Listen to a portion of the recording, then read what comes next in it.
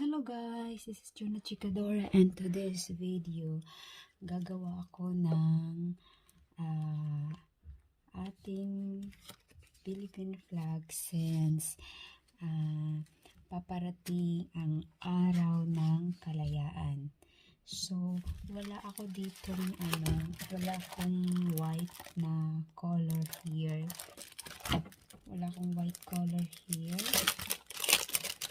Meron lang akong red tsaka yellow, pero wala akong kulay blue and white. So, but meron ako ditong square paper na white, red, yellow, and blue and yellow. So, ito na lang yung gagawin ko. Gagawa lang ako ng maliit na flag. Basta makagawa lang tayo ng flag. So, ngayon matutunan nyo kung paano ako gagawa ng Philippine flag.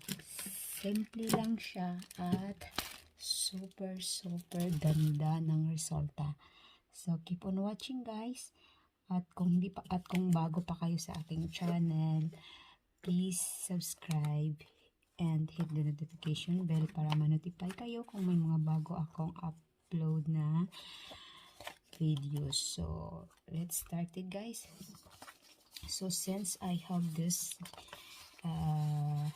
kind of paper, I have just this kasi wala ako yung mga mahaba.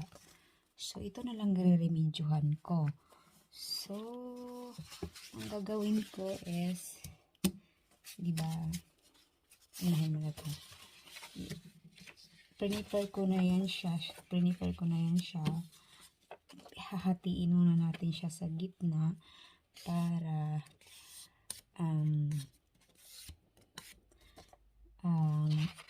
malaman natin yung magkapapareho yung kasi ito at hati din sa gitna ang kulay blue and kulay red.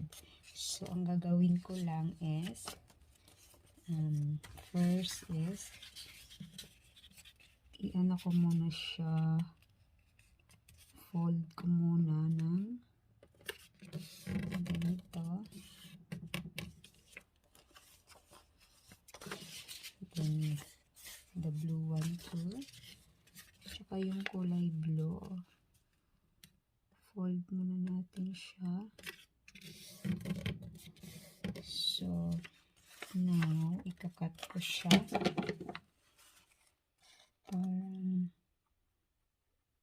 Sa din guys, kung meron kayo yung A4, ganito lang din ang gawin nyo. Okay guys.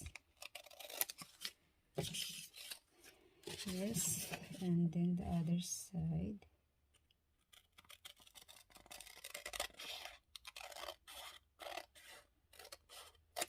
Yeah. So, set aside ko muna siya. And then, ang gagawin ko is, isasalpak ko lang yan siya. Ganyan. Diba, ang dali lang. O, tapos, didikitan ko na siya ng glue. Ang bilis lang guys, di mo na kailangan. So, diba, ang ganda. So, i-glue na natin. Tak. So, yung aking glue ay medyo hindi na siya, wala nang gaanong laman. So, ano lang natin. Oh my God. So, medyo wala nang laman yung ating glue. Pagpasensyahan nyo na. Siyempre, gagawa tayo ng paraan na maidikit lang siya. Ganun talaga tayong mga Pilipina, maraan. So, yeah. And now, I'm done. So, araw ng kalayaan guys. Oh, sorry. Yes, now it's done. I think it's pretty fine now. And then, gagawin ko lang is sasalpak ko lang siya dito. So, salpak natin.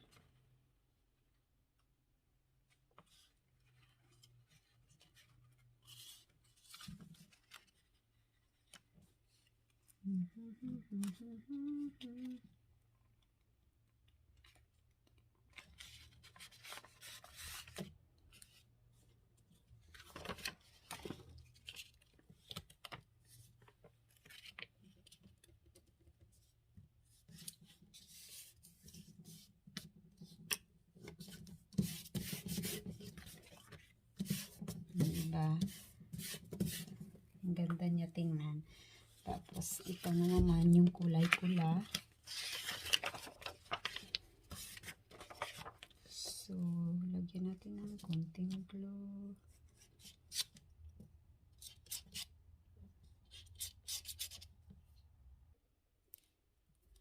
So, yeah. Kunti na lang yung aking glue, guys.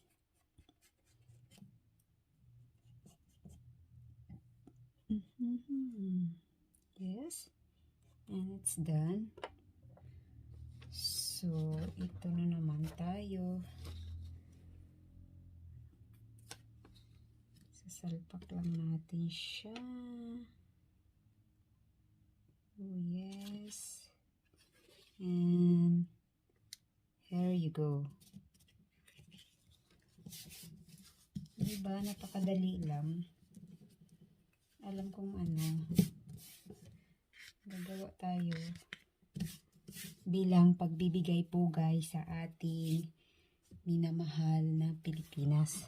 So, and now, gagawa ako ng star and the stars and sun. So, keep on watching guys. Now, gagawa ako ng star and sun. So, gagawin, hatiin na muna natin ito. Hatiin muna natin sa apat na part. And then, kasi maliit lang yung ginagawa nating flag.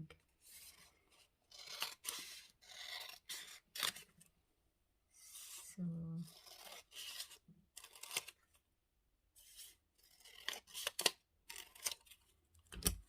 at ito hatiin pa ulit natin sa apat para sa ating between.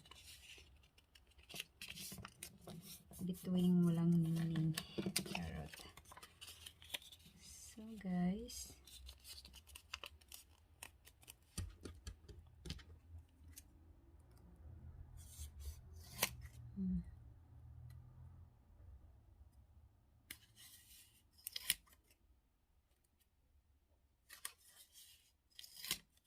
there you go.